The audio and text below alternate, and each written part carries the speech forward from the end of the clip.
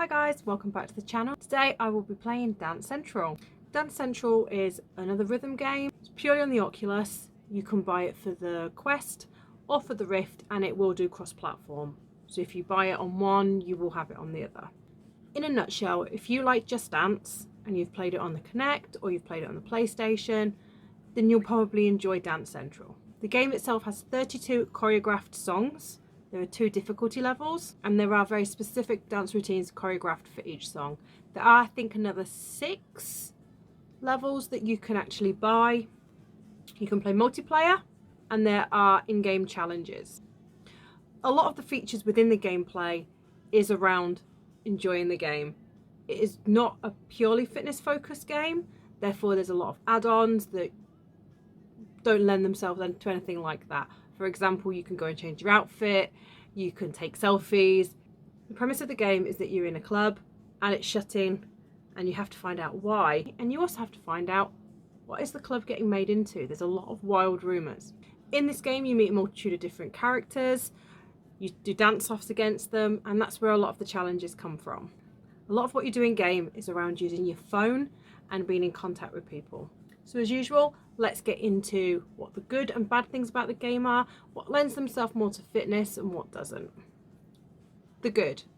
It's a fun dancing game. If you enjoy dancing, you enjoyed Just Dance, it's a good game for you. My heart rate got pretty high, as you should be able to see through some of the gameplay.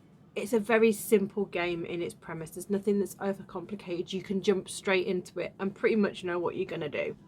The game itself does actually have a fitness section in your phone, whereby you enter your height and your weight and it will give you an estimate of the calories that you've burnt. So you can track through the game what calories you're burning. So on to some of the bad points. There's not a lot of songs. 32 songs you're going to burn through pretty quickly. As I mentioned, there's no custom song support, so you can't get anything new, you can't get anything mapped by anybody else. Unlike Just Dance, I find it a little bit more difficult to actually understand what move's coming next. It does give you pictures, but I don't find them very accurate. So there's times where I'm just stood looking confused until I figure out what it is that the move is that the character's doing. I haven't been able to find a way that I can do playlists whereby you can just jump from one song to the next. After each song there's quite a long pause while it does your score. It shows you on a leaderboard and then you have to pick your phone back up again, go to the songs, find a song that you want to play, press play, then you've got the whole introduction section, so it can take quite a long time between songs. You know, this is one of our bugbears. If there's a lot of downtime, heart rate drops, not so good for keeping you in that aerobic zone. So we had a crazy idea. We keep reviewing all of these games which have either been recommended through websites or from themselves to be fitness games, but we're not actually marking them against any kind of criteria, so we're not actually being able to do a fair comparison. We've introduced 5 categories. Does your heart rate get over 120 beats per minute consistently? Is there longevity to the game? Is it something that you can go back to again and again without getting bored and enjoy it? The next day, is there any delayed onset muscle soreness, otherwise known as DOMS, which is usually the universal marker that you've actually done some exercise the day before? The fun factor, is it actually fun to play? And lastly, price. There are some that we've paid for, there are some that are free, but even the free ones, are they worth the price? So for Dance Central, yes, consistently gets me over 120 BPM. As I said, not many songs. For me personally, I don't think there's going to be a lot of longevity for me to constantly go back as a fitness game.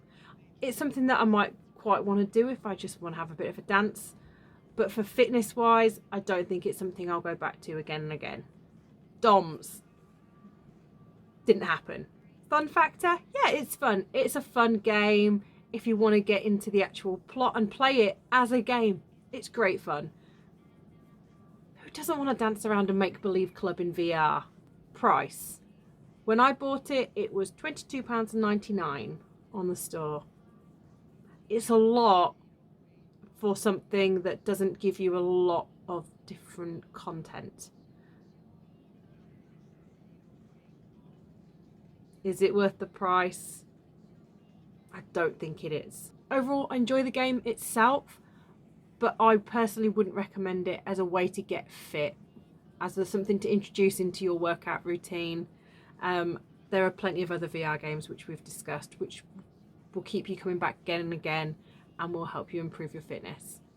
Thanks for watching, guys. We'll see you next week.